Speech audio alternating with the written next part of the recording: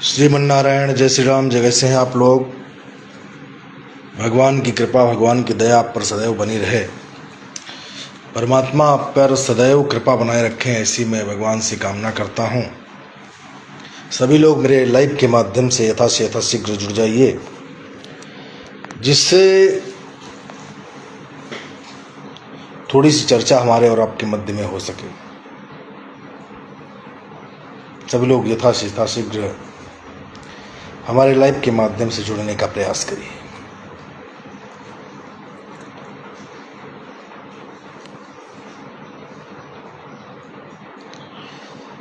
सच्चिदानंद रूपाय विश्वोत्पत्त्यादिहेतवे तापत्रय विनाशाय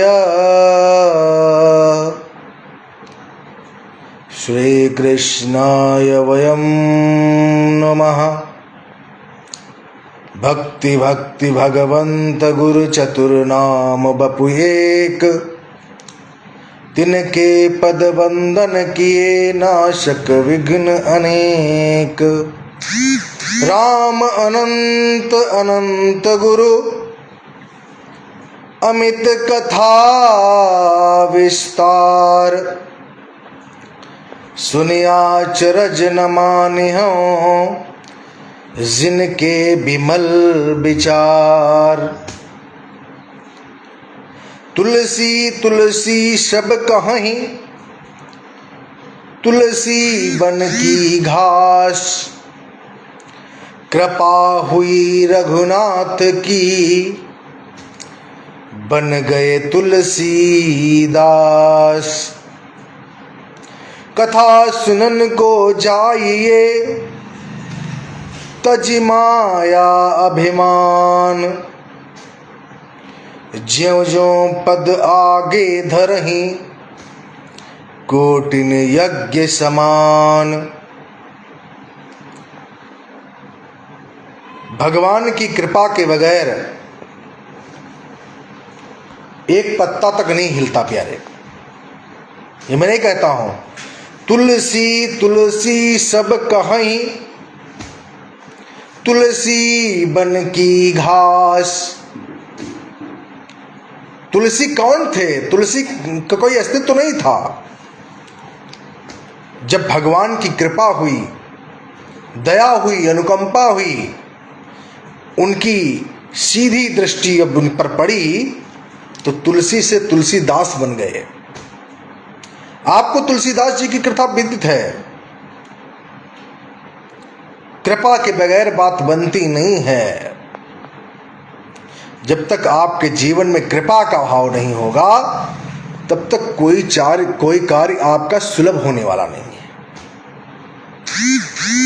आकाशवाणी भैया जी, कृपा की बगैर बात बनती नहीं है। कृपा जब तक नहीं होती रघुनाथ जी की, तब तक कोई कार्य आपका सुगमता से होने वाला नहीं है। बहुत सारे लोग अपने ऊपर अभिमान कर लेते हैं कि जो हम कर रहे हैं हम ही कर रहे हैं, कोई करने वाला नहीं है। अभिमान क्या है? विनाश काले विपरीत बुद्धि। जब विनाश आता है तो व्यक्ति के अंदर अभिमान अंकुरित हो जाता है, अभिमान जन्म ले लेता है, अहंकारी व्यक्ति हो जाता है। जब पतन का समय आ जाता है, और जिसके जीवन में पतन का मार्ग प्रशस्त हो जाए, उस व्यक्ति से बेकार व्यक्ति कोई नहीं हो सकता। क्यों? क्योंकि हम और आप जो है पतन के मार्ग को प्रशस्त करने के लिए नहीं आए हैं कि पतन का हमारा पतन ही हो जाए। हम इस मार्ग पर जो चल रहे हैं, उस मार्ग को हम सुगम बनाने के लिए, अच्छा बनाने के लिए, अच्छी जगह पर स्थापित हो जाए, अच्छी जगह पर प्रतिष्ठित हो जाए, ऐसा हम उद्देश्य लेकर के संसार में आए हैं।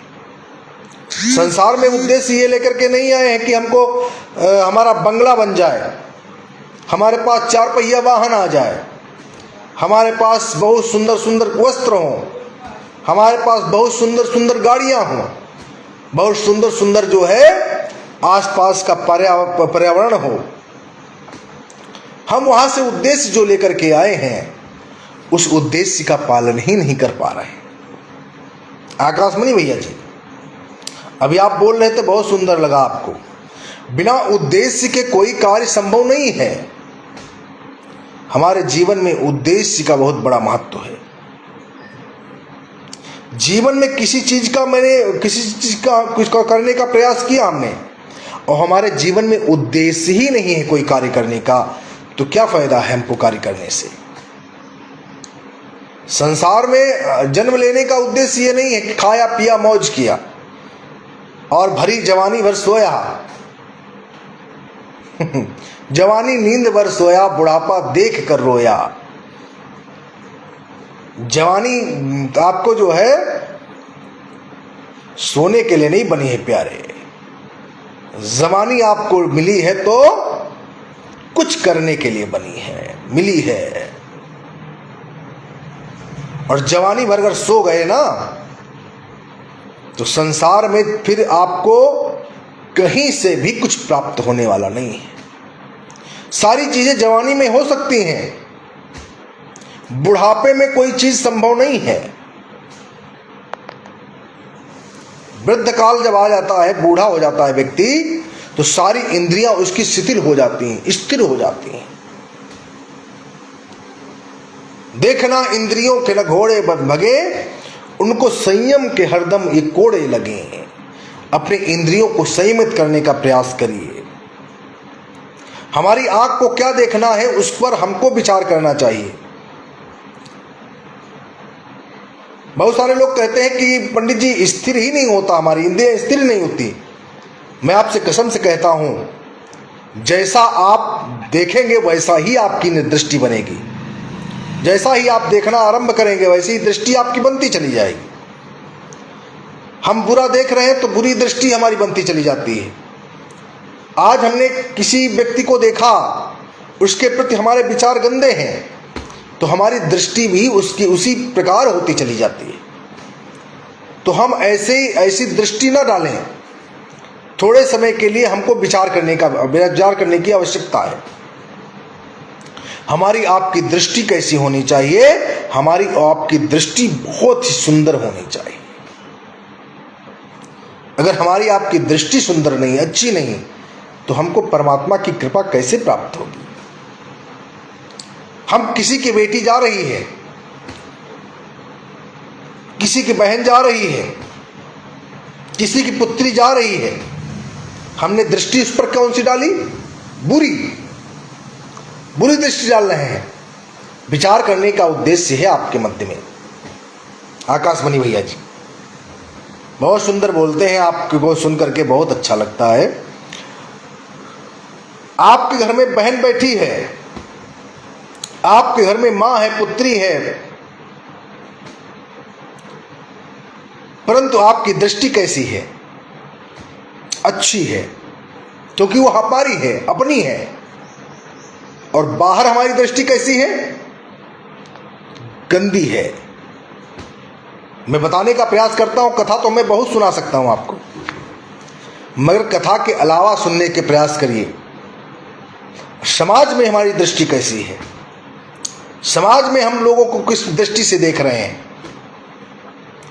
हम अपनी बहन को तो बहन मान रहे हैं, परंतु बाहर जाकर के जो दृष्टि हमारी है वो गंदी है, उनको हम बहन नहीं मान रहे हैं। बाहर जो पुत्री है किसी की, उसको पुत्री का दर्जा नहीं दे रहे हैं, उसको बहन का दर्जा नहीं दे रहे हैं। तो इसमें जो है कौन गंदा है, कौन खराब है? हम ही ना। बुरा जो देखन मैं चला तो बुरा न मिलिया कोई, जो दिल खोजा आपनो मुझसे बुरा न कोई।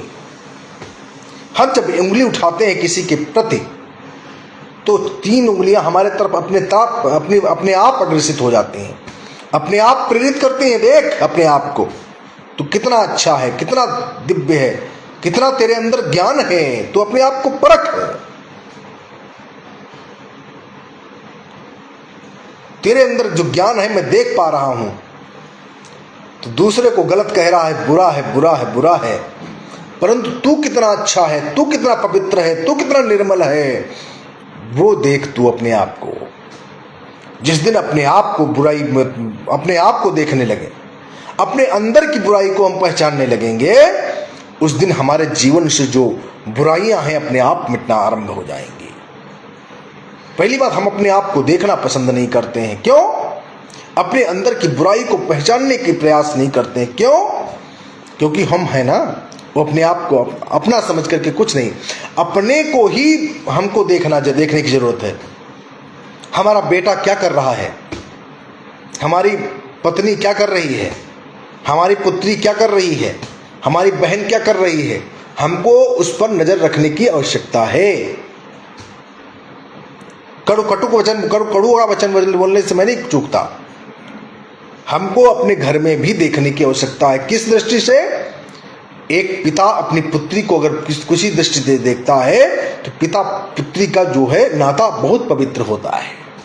हमारी दृष्टि कैसी होनी चाहिए, वही विचार चल रहा है। हमारी दृष्टि सुंदर होनी चाहिए, दृष्टि पवित्र होनी चाहिए, तब संसार में हम कुछ अपना मुकाम हासिल कर सकते हैं।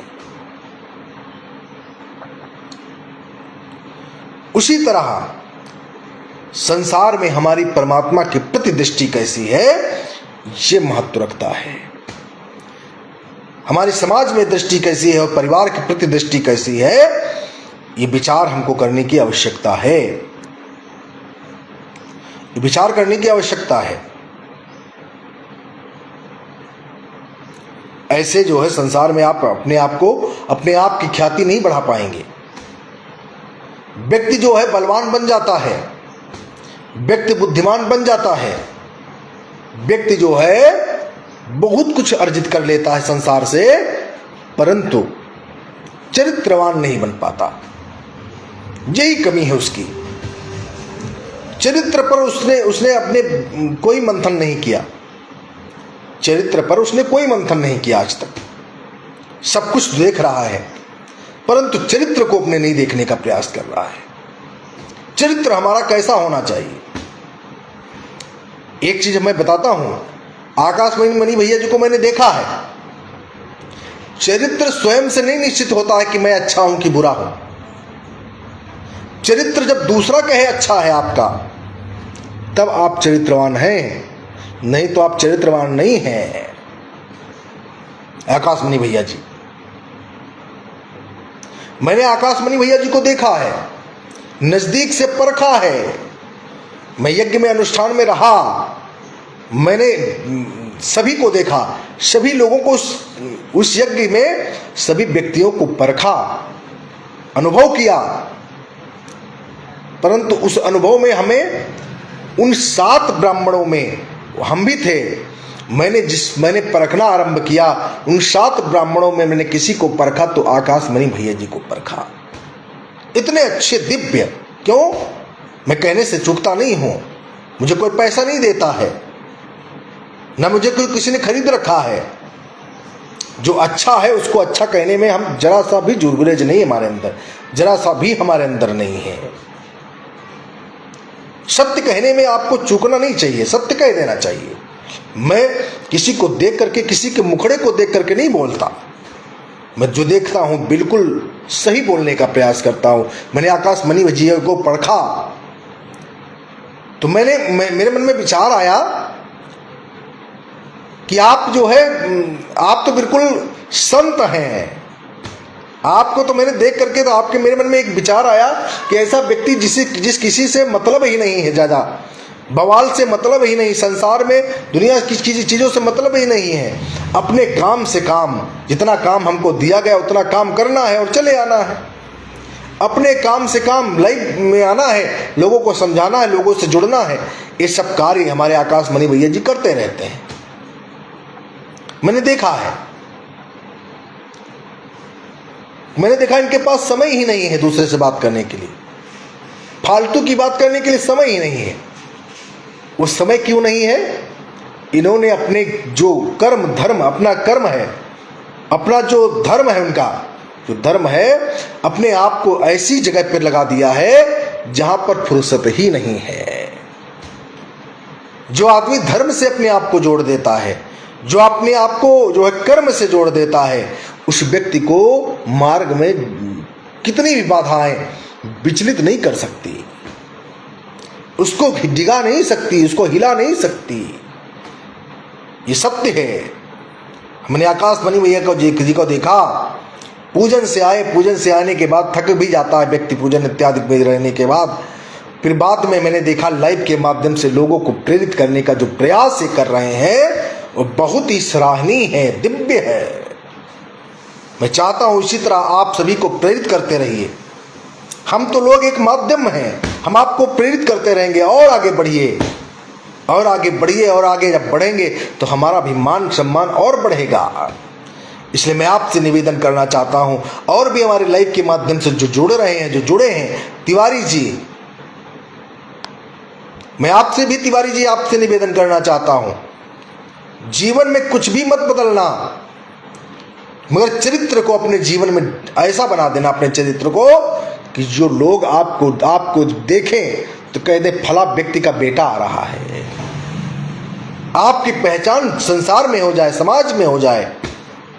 आजकल लोग चरित्र से ही गिर रहे हैं, चरित्र ही उनका अच्छा नहीं है। सब कुछ तो अच्छा है, धन है, वैभव संपत्ति, गाड़ी बंगला, वैभव सब कुछ है, परंतु चरित्र सुंदर नहीं है। चरित्र सुंदर बनाने के लिए धन की जरूरत नहीं है, बंगले की जरूरत नहीं है, विचार आपके शुद्ध होने चाहिए, मन की वृत्ति शांत होनी चाहिए, इंद्रियां आपकी जो है सक्रिय होनी चाहिए, और इंद्रियां जो है अपने बस में करने का प्रयास करिए। मैं जानता हूं इंद्रियां बस में लोगों की नहीं होती हैं, परंतु संयम की ओर हरदम ये कोड़े लगे। संयमित होने के जब संयम आपके जीवन में आ जाएगा तो इंद्रियां अपने आप बस में आने लगेंगी, इंद्रियां अपने आप बस में आने लगेंगी। जिस व्यक्ति के जीवन में इंद्रियां बस में नहीं है तो वह व्यक्ति जीवन में अच्छा नहीं है। हम एक जगह स्थिर नहीं है तो हम अच्छे नहीं हैं। हमारा मन चलायमान है, हम इधर उधर देखते घूम रहे हैं, इधर उधर लोगों की बुराइयां ढूंढते फिर रहे हैं। तो बुराइयां ढूंढो, बुराइयां ढूंढने से आपको क्या मिलेगा? क्या आप आगे बढ़ जाएंगे? नहीं बढ़ पाएंगे। बुराइयां जिसके अंदर हम देखते हैं, खुद अपने अंदर बुराई देख करके हमको अपने आप के जीवन का सुधार करना अति आवश्यक है। जीवन में सब कुछ मिल जाएगा, परंतु सम्मान व्यक्ति को तब मिलता है जब व्यक्ति जो है भगवान से जुड़ता है, संसार के अच्छे लोगों से जुड़ता है। आजकल हमारे अंदर ज्ञान की कमी क्यों है? आजकल हमारे अंदर ज्ञान की कमी क्यों है? हमारे अंदर ज्ञान की कमी इसलिए है क्योंकि हम अच्छे व्यक्ति से जुड़ना नहीं चाहते। ऐसे व्यक्ति हम तो कहते हैं बहुत विद्वान के साथ भगवान हमको मत जोड़ना। ऐसे व्यक्ति के साथ जोड़ना जो सरल हो, जो शांत मन हो जिसका, उसके साथ हमको जोड़ने का प्रयास करिए। मैं पैसे कमाने के लिए आचार्यत्व करने नहीं आया हूं, ये मैं पहले भी कह रहा था, अभी भी कह रहा हूं। धन कब तक हम रख लेंगे? धन कब तक हमारे पास रहेगा? आज है कल खत्म हो जाएगा। हम झूठ बोल करके आपसे धन कमा लेंगे, कब तक रख लेंगे? अन्याय उपार्जितम वित्तम दरसवर्षान तिष्ठति। अन्याय से कमा करके हम धन कितने दिन तक रख लेंगे? 10 साल, 15 साल। चैका दशे तब समूलम विनश्यति। फिर विनाश होने से देर नहीं लगेगी हमको। हम कितना धन कमा लेंगे झूठ बोल करके? आकाशवाणी भैया से हमारा काम बहुत बड़ा है। आकाशवाणी भैया जी 1 लाख डाल दीजिए। कितने दिन तक हम 1 लाख आपसे मांग लेंगे? 1 दिन, 2 दिन, 1 साल? फिर हमारी हिम्मत पड़ेगी? नहीं पड़ेगी। इसलिए आपसे निवेदन हमारा यही है, 1 लाख रुपया मांग लेने में कोई गुरेज नहीं है, परंतु 1 लाख उनको अदा भी करने की हमारी अथॉरिटी बनती है, जिम्मेदारी बनती है। तब कल्याण का मार्ग प्रशस्त होगा, ऐसे कल्याण का मार्ग प्रशस्त नहीं होगा। बेईमानी से धन कमा करके हम बहुत बड़ा बंगला बना लें, बहुत बड़ी गाड़ी ले लें, बेईमानी से कमा करके हम कितना दिन तक हम अपने आप को अच्छा बना लेंगे। आज हमारे पास धन है तो हम समझ रहे हैं बहुत बड़े हम हैं, और कल धन नहीं रहेगा तो क्या सोचेंगे, क्या करेंगे आप? ये धन किसी का नहीं है, किसी की बपौती नहीं है। आज हमारे पास बहुत सारा धन वैभव है, हम किसी को समझ नहीं रहे हैं। जो हमारे सामने आता है उसको हम बिल्कुल गाली से बात करते हैं, बहुत अपशब्द बोल करके बात करते हैं, और पहली बात तो उससे हम सही से बात नहीं करते हैं। कितने दिन तक आप बात नहीं करेंगे? न करिए बात, बिल्कुल छोड़ दीजिए। परंतु वही व्यक्ति जब आपके पास धन नहीं रहेगा तो उन्हीं व्यक्ति की शरण में आपको जाना पड़ेगा जिनके साथ आप अपशब्द के साथ बात कर रहे हैं, व्यक्ति से सही मुख से बात नहीं कर रहे हैं। वो व्यक्ति आपको फिर आपको व्यक्ति वो नहीं समझेगा, क्योंकि आपने इतना बो दिया है तो उसको काटने के लिए जो है तैयार भी रहिए। हमने पेड़ बबूल के इतने लगा दिए हैं कि जिसकी कोई कल्पना नहीं की जा सकती। जब हमने बबूल के पेड़ बहुत सारे समाज में लगा करके तैयार कर दिए हैं तो कांटा हमारे भी लगेगा, ये निश्चित है, ये निश्चित है, कांटा लगेगा हमको। ये मत सोचिए कि हमको कांटा नहीं लगेगा। हमारे कांटा इतना भयंकर लगेगा कि महीनों दवाई कराएंगे फिर भी छुट्टी नहीं पाएंगे। क्यों? कहीं न कहीं से निकलेगा तो ही है। इसलिए हम आपसे निवेदन करना चाहते हैं, हमारे लाइव के माध्यम से दिलीप कुमार सिंह दादाजी जुड़े हैं, हमारे बड़े भाई हैं और बड़ा स्नेह देते रहते हैं, बड़ा प्रेम देते रहते हैं। बहुत बहुत धन्यवाद आपका हमारे लाइव के माध्यम से। मेरा विषय यही है कि हमको क्या देखना चाहिए, क्या हमारी दृष्टि होनी चाहिए, यही हमारा विचार आज चल रहा है। हम अपने आप को अच्छा कहें तो ये हमारी जो है कमी है। जब समाज आपको अच्छा कहे तब समझिए हम अच्छे हैं। हम अपने मुख मियाँ मिट्ठू बन जाए तो क्या फायदा निकलेगा? इससे कोई फायदा नहीं है। हम अपने आप को अच्छा कह रहे हैं, बहुत अच्छे हैं मैं, तो ये बुराई है हमारी, अच्छाई नहीं है। अच्छा जो बनता है, अच्छा जो व्यक्ति होता है वो प्रशंसा नहीं करता, ये ध्यान रखना। अच्छा व्यक्ति अपने आप अपनी प्रशंसा नहीं करता कि हम बहुत बड़े विद्वान हैं, बहुत बड़े अच्छे हैं, बहुत कुछ हमको ज्ञान है। नहीं, अच्छा व्यक्ति प्रशंसा दूसरे करते हैं उसकी, खुद की प्रशंसा नहीं करता, दूसरे उसकी प्रशंसा करते हैं। उस व्यक्ति से मिले थे बहुत अच्छा था, उन पंडित जी से मिले थे बहुत अच्छे थे। जिसकी छांव में पहुंच करके आपको शांति मिल जाए वही व्यक्ति अच्छा है। जिसकी पास खड़े होकर के आपको शांति अनुभव होने लगे, शांति लगे कि शांत है हमारा मन, समझ लीजिए वो इंसान अच्छा है। संत अच्छा कौन है? संत के जैसे सानिध्य में पहुंचेंगे, शांति अनुभव होने लगेगी, वही संत अच्छा है। उसी तरह वही व्यक्ति अच्छा है जिसके सानिध्य में जाकर के आपको शांति मिल जाए, अच्छा अनुभव करें अपने आप को, वही व्यक्ति सुंदर है, अच्छा है। हम आपसे निवेदन करने आए हैं कि हमको वो चीज देखनी चाहिए जिसके लिए हमारे नेत्र बने हैं। ये नेत्र किस लिए भगवान ने बनाए? बुराई देखने के लिए? ये नेत्र भगवान ने किस लिए बनाए? अंडा खाने के लिए? अंडा देखने के लिए? अंडा देखने के लिए नेत्र नहीं बनाए।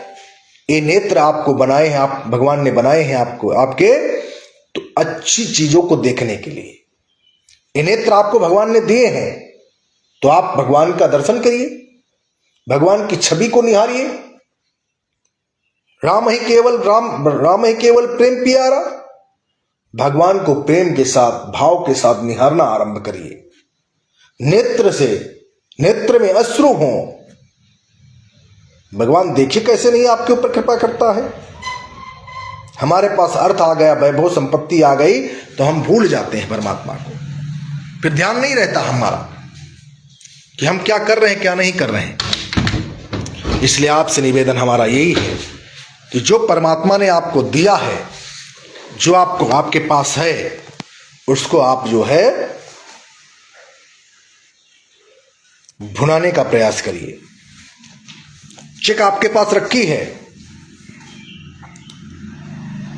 परंतु चेक जो है आपने देखी नहीं है। चेक ये बाउंस है चेक कि इस चेक में पैसा है वो आपने जाकर के लगा दिया। तो पहले हमको देखने के, अनुभव करने की आवश्यकता है। जब तक जीवन में अनुभव नहीं होगा तब तक आपको कुछ मिलने वाला नहीं है। मैं आपसे निवेदन यही करने आया हूं कि हमारे आंखों को वो चीज देखनी चाहिए जिसको देखने के लिए परमात्मा ने ये नेत्र दिए हैं। परमात्मा ने नेत्र हमें किस लिए दिए हैं? भगवान के दर्शन करने के लिए, अच्छी वस्तुओं के दर्शन करने के लिए, अच्छी चीजों को देखने के लिए। ये नहीं कि हां हम बुराई देख रहे हैं नेत्रों से। हमें जिह्वा क्यों भगवान ने दी है? गाली बकने के लिए, मांस खाने के लिए, अंडा खाने के लिए, मदिरा पीने के लिए, तंबाकू खाने के लिए, मसाला खाने के लिए। इसलिए भगवान ने हमको नहीं दिया है जिह्वा को। जिह्वा को हमें हमारे परमात्मा ने हमको इसलिए प्रदान की है कि इस जिह्वा के द्वारा हम स्वाद लें। किस चीज का? अच्छी वस्तुओं का। अंडा मांस मछली का स्वाद लेने के लिए जिह्वा नहीं दी है, और जिह्वा स्वाद लेने के लिए क्यों दी है? अच्छी वस्तुओं को आप ग्रहण करिए, अच्छी वस्तुएं आपके अंदर आए। जब खाएं तो आपको स्वाद लगे, अच्छा लगे। संसार में बहुत सारी चीजें अच्छी बनी हैं जिनको खा करके आप अपनी जिह्वा को पवित्र कर सकते हैं। भगवान 14 वर्ष के लिए वनवास गए, रामचंद्र जी, साथ में मां सीता हैं और लखनलाल भी हैं। भगवान ने जंगल में कोई ऐसी वस्तु नहीं खाई जिससे उनका मन अपवित्र हो जाए। कंदमूल फल खा करके अपने जीवन को यापन किया 14 वर्ष तक।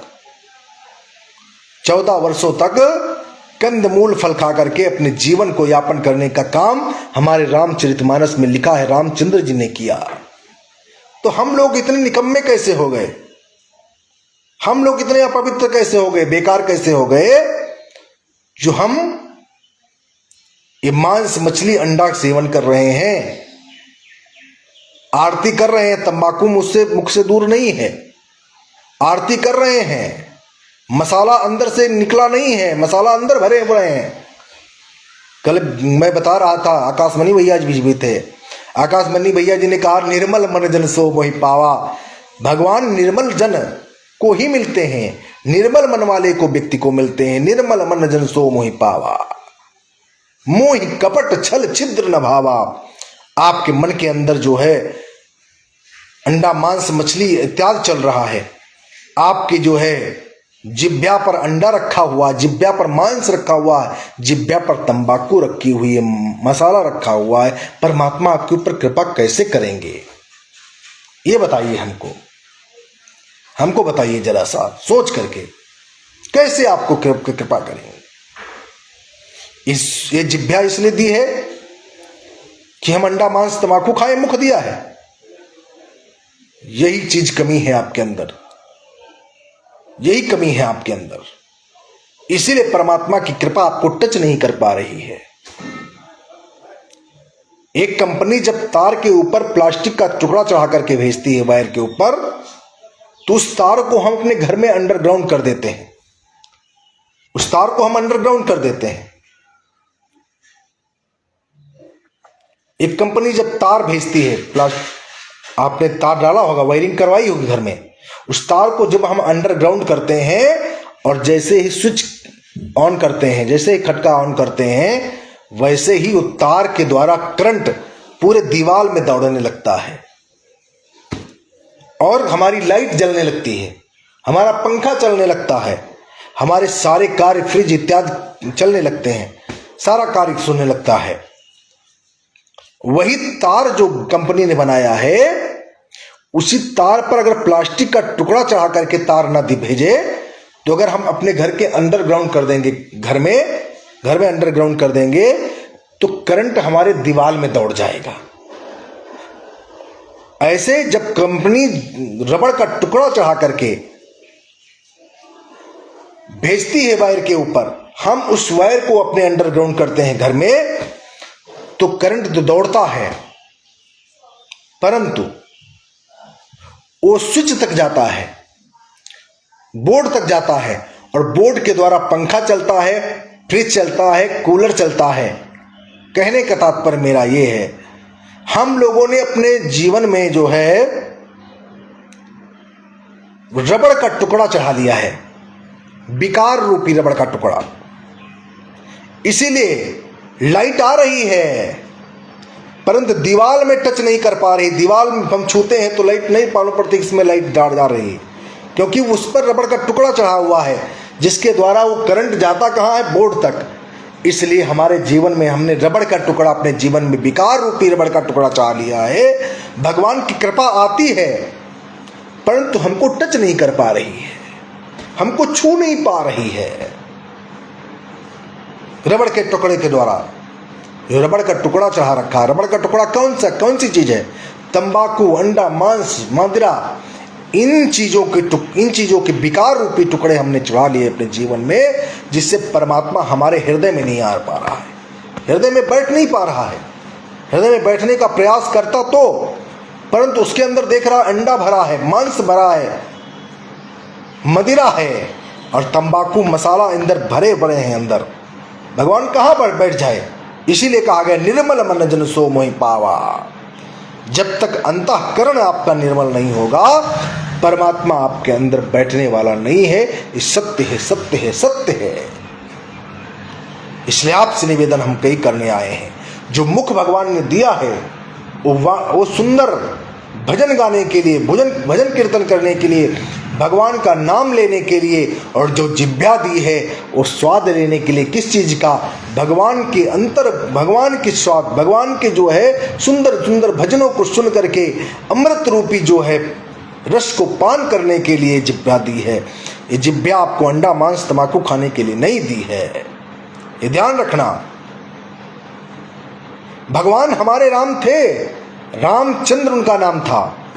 रामचंद्र जी हिंसक नहीं थे, हम लोग हिंसक हो गए हैं। जो पाता है मानो वो खा लेता है। हम तो सोचते हैं आने वाला समय ऐसा ना आ जाए मानव और मानव को ही खाने क्यों ना लगे, मानव को ना खाने लगे। ये समय आने वाला है हमको लगता है, क्योंकि मानव ने कोई चीज ऐसी नहीं बची जो मानव ने ना खाई हो, छोड़ दी हो। सब चीज खाने के लिए तत्पर हो गया है मानव। जो पाता है मन में, वो जो मन में आता है वो खाने लगता है। एक दूसरे को देखा, कोई शराब पी रहा तो वो भी पीने के लिए तत्पर हो जाता है। आजकल तो फैशन बन गया शराब मदिरा का। लोग जगह जगह फंक्शन कार्यक्रम में भगवान की कथा हो रही है, शराब पी करके बैठे हैं, भगवान की चर्चा सुन रहे हैं, व्यास गद्दी पर जा रहे हैं, भगवान को माला पहना रहे हैं, फूल अर्पित कर रहे हैं, परंतु शराब इतनी पी रखी है कि भगवान तो दूर से ही डांट रहा है, भग भग भग बाहर जा, मेरे समीप मत आ। क्यों? क्योंकि इतनी पी रखी है। भगवान जब तुझसे संतुष्ट नहीं है, भगवान जब शराब को नहीं ले रहा है, तो भगवान आपको बाहर फेंक रहा, बाहर दूर भगा रहा है। जा, मेरे पास से दूर चला जा। तू मेरे पास आया तो मुझको भी अपवित्र कर रहा है। इसलिए हमारी जिह्वा को वो चीज स्वाद लेना चाहिए जो स्वाद लेने योग्य हो। ऐसी चीजों का स्वाद नहीं लेना चाहिए जिन स्वादों में जो है हमारा कोई औचित्य ना हो। हम स्वाद ऐसा लें जो स्वाद जीवन भर लेते रहें। आपसे निवेदन जो हम करने आए हैं, और भाव के साथ निवेदन करने आए हैं। और हमारे अंदर हमारे कान को भगवान ने क्यों बनाया? किसी की बुराई सुनने के लिए? गंदे गाने सुनने के लिए? आजकल देखिए तो कितना ट्रेंड चल रहा है। लोग ऐसे समाज में गाना तो सुनते, कोई दिक्कत नहीं, समाज में सुनिए, परंतु घर के अंदर ऐसे ऐसे गाने सुन रहे हैं, ऐसे ऐसे गीत सुन रहे हैं जिनसे हम तो विक्षिप्त हो ही रहे हैं, हमारे परिवार की बहू बेटी भी विक्षिप्त हो रही है उन गीतों को सुन करके, और घर के लोग बहुत प्रसन्न हो रहे हैं। अरे वाह, बहुत अच्छे सुंदर गाने लगा दिए, बहुत सुंदर। अरे पागल, ये सुंदर गाने लगाने का मतलब ये नहीं है आपकी बहू बेटी हर प्रकार से विक्षिप्त हो रही है, हर प्रकार से विक्षिप्त हो रही है। इसलिए ऐसे गानों को मत सुनिए, ऐसे गीतों को मत सुनिए जिनसे आपकी श्रवणेंद्रियां जो है बंद हो जाए, श्रवणेंद्रियों में जो है विकार पैदा हो जाए। आप ऐसे गानों को सुनिए, ऐसे गीतों को सुनिए जिन गीतों के द्वारा आपका उत्थान हो सके, आपका कल्याण हो सके। ऐसे गीतों को सुनने की आवश्यकता नहीं है जो हम समाज में सुनते हैं तो कोई बात नहीं, समाज में चल जाता है। वही चीज़ें जब परिवार में सुनते हैं तो हमारी बहू बेटी माता हर प्रकार से विक्षिप्त होती है, संस्कारहीन हो जाती है। और आजकल एक ट्रेंड चला है, आकाशवाणी भैया जी सुन रहे हैं हमारी बात को, एक ट्रेंड चला है, जैसे ही बच्चा पैदा हुआ और जैसे ही थोड़ा बड़ा हुआ, माँ बाप उससे अपना प्रेम दूर कर लेते हैं, माँ बाप उससे अपना प्रेम दूर कर लेते हैं, अपने अपने आप को, अपने आप की दूरी बना लेते हैं, दूरी बना लेते हैं। माँ को अपने स्तन का पान कराना चाहिए बच्चे को, नहीं करा रही है। क्यों? कहती है मेरे दूध नहीं आ रहा है। अरे कभी नहीं आएगा, तुमने अपने बच्चे को जब पिलाया नहीं तो कहां से आएगा आपके? माँ का दूध अमृत होता है, अमृत। मैं नहीं कहता हूं, शास्त्र कहता है माँ का दूध और उधर गौ माता का दूध दोनों अमृत होते हैं, और दोनों आपने जो है दोनों से दूर रखा है उसको। पहली बात तो अपनी माँ को अपनी स्तन का पान कराना चाहिए बच्चे को। बच्चे की बुद्धि बलिष्ठ होती है, बच्चा गुणवान होता है, विद्वान होता है।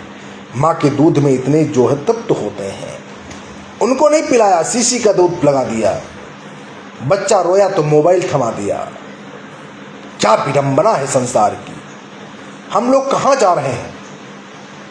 हम लोगों का जो है, हम लोग कहाँ जा रहे हैं?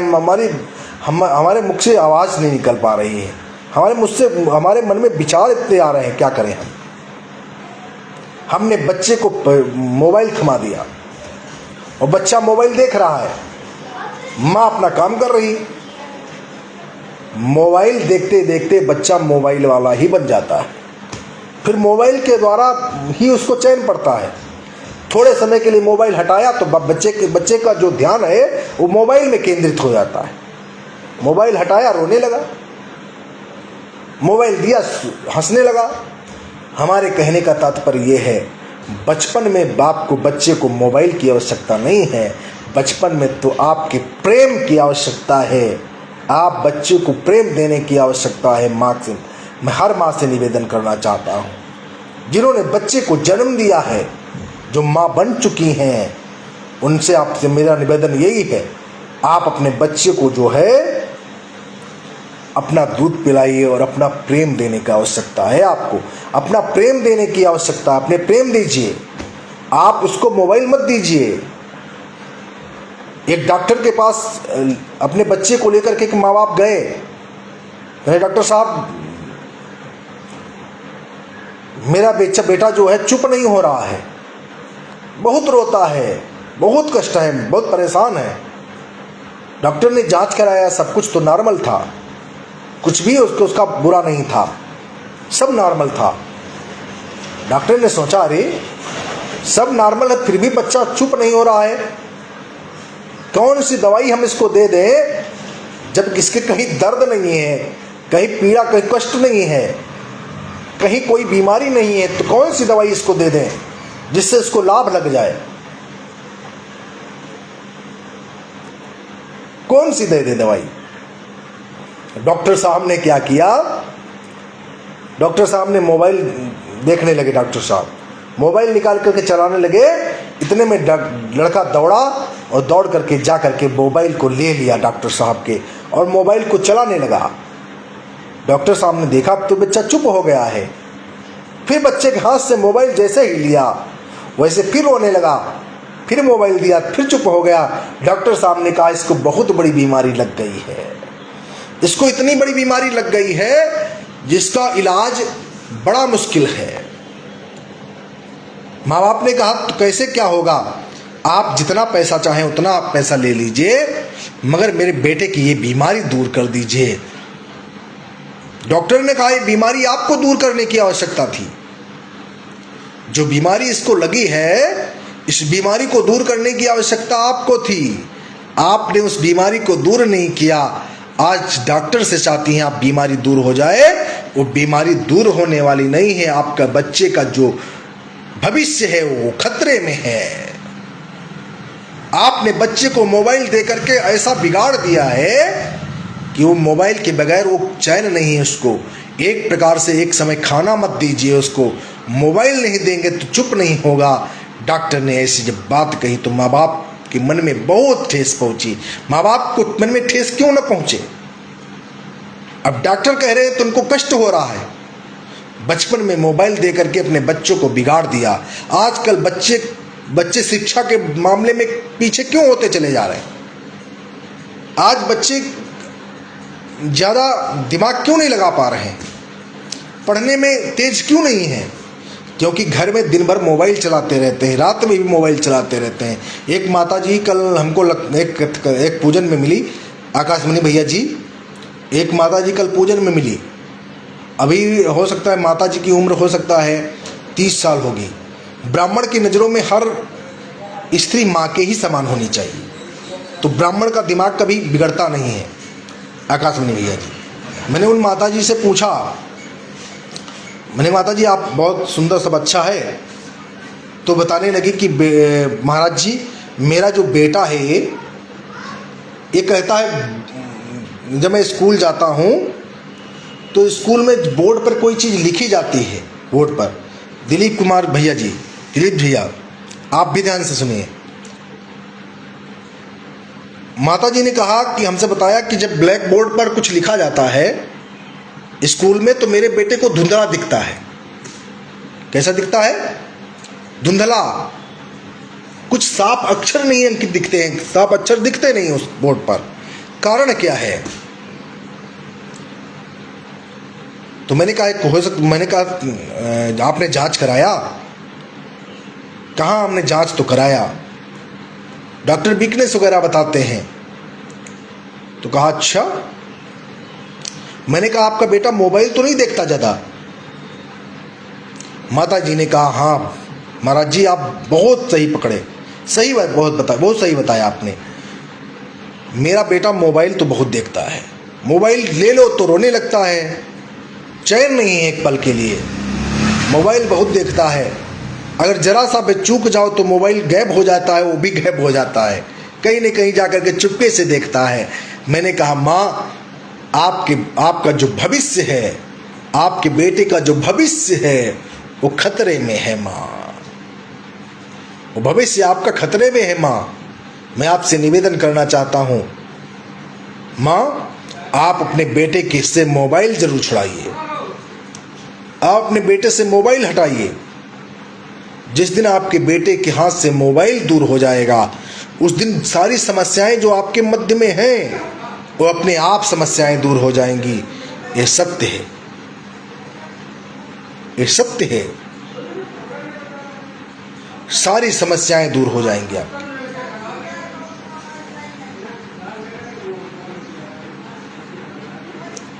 सारी समस्याएं आपकी दूर हो जाएंगी जिस दिन आपके बेटे से मोबाइल दूर हो जाएगा। मैंने कहा माँ भविष्य आपके बेटे का खतरे में है, इसलिए बेटे से धीरे धीरे करके मोबाइल से दूरी बनाना आरंभ करिए, मोबाइल से दूरी बनाइए उसकी। नहीं तो हम नहीं जानते आने वाले समय में इतनी बड़ी विषम परिस्थिति आपके मध्य में आ जाएगी जिसकी कोई कल्पना नहीं कर सकता। आप अपने बच्चे को खो सकती हैं, बहुत सारे लोग जो है, एक गेम चला है पबजी गेम, वो खेल खेल करके बहुत सारे बच्चों की मौत हो गई। और जैसे उसमें दिखाते हैं वैसे बच्चे भी क्रिया करना आरंभ कर देते हैं। इसलिए मैं आपसे निवेदन करना चाहता हूं, दिलीप सिंह भैया जी आप भी हैं हमारे लाइव के माध्यम से, तिवारी जी, आकाश मणि भैया जी, मोबाइल से दूरी बनाने का प्रयास करें बच्चे से, अपने हर माँ बाप। बच्चे का भविष्य अभी अंधकारमय है, अंधकारमय है। क्यों? अभी बच्चा छोटा है, अभी उसको प्रकाश की जरूरत है। धीरे धीरे अभी से अंधकार में ढकेलने का काम करेंगे तो नहीं चलेगा। इसलिए मैं आपसे आकाशवाणी भैया निवेदन करना चाहता हूं, कल लाइव के माध्यम से आप रहिए तो थोड़ा सा मोबाइल पर बोलना आरंभ करिए, मोबाइल पर बताइए। बहुत सारे लोग जो जुड़ते हैं वो जाने उनके बच्चों का भविष्य जो खतरे में है वो दूर हो जाए, खतरा बहुत दूर हो जाए, खतरे से वो दूर हो जाएं, तो मैं समझ लीजिए हमारा आपका लाइव आना सार्थक हो जाएगा। इसलिए आपसे निवेदन मैं करना चाहता हूँ, जिसलिए हमारे नेत्रों को भगवान ने बनाया, किस लिए बनाया, ये उद्देश्य हमारे अंदर होना चाहिए। जिह्वा और मुख को किस लिए बनाया, श्रवणेंद्रियों को, कान को क्यों बनाया, इसलिए हम आपसे निवेदन करना चाहते हैं, भगवान ने हर चीज को जो बनाया बहुत परफेक्ट बनाया, और किस कार्य के लिए बनाया वो आप जानते हैं। इसलिए अपने आप को जो है सत्कर्म में लिप्त करिए, सत्कर्म आपका होना चाहिए, अच्छे कर्म में। कल हम आपको बताएंगे, काक भुसुंडी जी के पास गरुण जी जब कथा सुनने गए तो गरुण जी ने क्या किया, सत्संगति, सत्संग किया। तब गरुण जी के मन में विचार आया कि मैंने आज तक जीवन में सिर्फ मोह में फंसा रहा, जीवन में मैंने जो है आज तक समझ ही नहीं पाया जीवन में सत्संग की महत्ता क्या होती है, सत्संग का जो उद्देश्य क्या होता है, सत्संग से मिलता क्या है। इसलिए मैं आपसे निवेदन यही करना चाहता हूं, जिस उद्देश्य के साथ आपका मानव का जीवन, आपका मानव का तन मिला है, उस मानव के तन को आप अपने जीवन में जो है अपवित्र मत करिए। बड़े भाग्य मानुष तन पावा, बड़े भाग्य के साथ ये तन मिला है। ये तन पाने के लिए देवता तरसते हैं,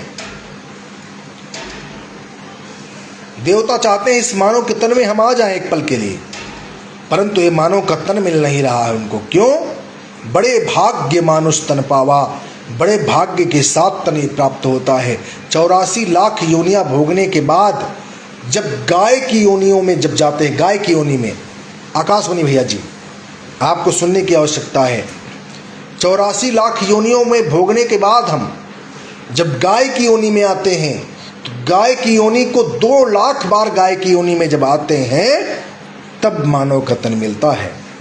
84 लाख योनियों में भोगते हैं, पशु पक्षी सांप बिच्छी सब योनियों में जाते हैं, नाना प्रकार के कीड़े मकोड़े के रूप में जन्म लेते हैं, परंतु 2 लाख बार जब गाय की योनि में आते हैं तब मानव का शरीर मिलता है। ये मानव का शरीर पा करके आप घमंड मत करिए अपने ऊपर, मानव का शरीर पा करके ऐसे बन जाइए कि लोग कहें कि हाँ हम मिले प्रधान जी से तो प्रधान जी हमारे बहुत अच्छे। कोई तुम्हें अपशब्द बोल रहा है प्रधान जी, मैं आपसे एक निवेदन करना चाहता हूं, कोई आपको अपशब्द बोल रहा है, बुरा कह रहा है, भला कह रहा है, क्रोध मत लाइए। क्रोध व्यक्ति को पतन की तरफ अग्रसित कर देता है। क्रोध आप मत लाइए। कोई गाली दे रहा देने दीजिए, कोई अपशब्द बोल रहा बोलने दीजिए, उससे आप मुस्कुरा करके बोलिए। बार बार गाली देने के बाद जब आप मुस्कुरा कर उससे बोलेंगे, बार बार उससे आप प्यार से बोलते रहेंगे धीरे धीरे, तो 1 दिन नहीं, 2 दिन नहीं, 3 दिन नहीं, 1 दिन उसके मन में जरूर विचार आ जाएगा, मैंने प्रधान जी को इतना बुरा भला कहा, इतना कटुक वचन बोले, इतना मैंने गलत भला कह दिया, गलत बुरा भला कह दिया, आज तक उन्होंने हमको जवाब पलट कर नहीं दिया। यानी हमारे अंदर कोई ना कोई दोष है। जो आदमी को मैं गाली देता हूँ वो नेगलेक्ट कर देता है, बरा देता है, और वो हमसे प्रेम से ही बोलता है। आने वाला भविष्य आपका इतना सुंदर ना हो जाए तो मैं ब्राह्मण तो छोड़ दूंगा। कहने का तात्पर्य मैं अपनी पूजा पाठ करना बंद कर दूंगा, ये सत्य है। बुरा कहने दीजिए, आपने पलट करके उसको थप्पड़ मार दिया, पलट करके उसको गाली गलौज कर दिया, गाली दे दिया, तो समाज में 4 लोगों ने सुना, उन लोगों में आपकी दृष्टि गंदी गई, आपके विचार गंदे गए, और आपने जो थप्पड़ मारा वो भी समाज में गलत संदेश लेकर के गया। परंतु आपने सुन करके चले गए, समाज के लोग जो खड़े होंगे वहाँ पर वो कहेंगे प्रधान जी के इतना अच्छा व्यक्ति मिलना दुर्लभ है, क्योंकि उन्होंने इतना सुना और सुन करके भी इसको कुछ नहीं कहा। परंतु ये दुष्ट है जो इतना गलत बुरा भला कह रहा है, प्रधान जी ने आपको कुछ नहीं कहा, देख लो आप बुरे हैं तो बुरे हैं। 4 लोग आपके पक्ष में खड़े होकर के उसको खुद डांटेंगे। इसलिए आपसे निवेदन हमारा यही है, आपसे ही नहीं जितने लाइव के माध्यम से जुड़े हैं उनसे निवेदन है, कोई कुत्ता कह रहा है पलट करके गधा मत साबित करिए, आप में और उसमें फर्क नहीं रह जाएगा। इसलिए आपसे निवेदन हमारा यही है, जिस उद्देश्य के साथ ये मानव का तन शरीर आपको मिला है, उस शरीर को आप सदुपयोग में लाइए और अच्छे कर्मों में लगाइए और दान धर्म करिए और आगे बढ़ते चले जाएंगे। अपनी करनी को बनाने का प्रयास करिए। बड़े भाग्यमान उस तन पावा, मनुष्य का तन सबको नहीं मिलता है प्यारे। परीक्षित जी के पास देवता आए, परीक्षित से कहने लगे हमको मानव का तन चाहिए, आप अमृत पी लीजिए, आप अमर हो जाइए, आप मरेंगे नहीं, आप मरेंगे नहीं, जाइए आप अमृत पी लीजिए जाकर के, हमको मानव के तन चाहिए, बस ये कथा चाहिए भगवान की कथा और मानव का तन चाहिए। जाकर के परीक्षित जी ने सुखदेव जी से पूछा, सुखदेव जी ने कहा कथा अमृत जितना श्रेष्ठ है उतना अमृत श्रेष्ठ नहीं है, अमृत से आप अमर हो जाएंगे, कथा से आवागमन ही छूट जाएगा। कथा आप सुन लेंगे, आवागमन ही संसार से आपका बंद हो जाएगा। तो अमृत पीने से अच्छा है कथा अमृत पी लीजिए। ये अमृत जो है अमर करने के अलावा कुछ नहीं कर सकता। इसलिए आपसे निवेदन हमारा यही है, आप ज्ञानामृत पीने का प्रयास करिए, अपने ज्ञान से कार्य करने का प्रयास करिए, आपका कल्याण होगा, आप आगे बढ़ेंगे बहुत सुंदर। इसलिए मैं आपसे निवेदन करके जा रहा हूँ, जितना भी मैंने कहा थोड़ा सा भी अपने जीवन में आप उतार लीजिए। और मैं एक आप बात और लास्ट में कह देना चाहता हूँ, अंडा मांस तम्बाकू इत्यादि छोड़ करके भगवान के भजन से जुड़ने का प्रयास करिए। जब भी कथा करिए, पूजन करिए, आपके मुख में कोई विकार रूपी चीज़ नहीं होनी चाहिए, कोई गंदी चीज़ नहीं होनी चाहिए जिससे भगवान की पूजा सार्थक ना हो। बहुत सुंदर आप लोग जुड़े, बहुत बहुत आभार आपका। दिलीप सिंह भैया जी आपका बहुत बहुत धन्यवाद, बहुत बहुत आभार, बहुत सारा आशीर्वाद। और तिवारी जी आपको बहुत बहुत बड़ा आभार, आपका आशीर्वाद। आकाशमणि भैया बहुत सारा आशीर्वाद आपको, और आगे बढ़े। जय श्री राम, श्रीमन नारायण।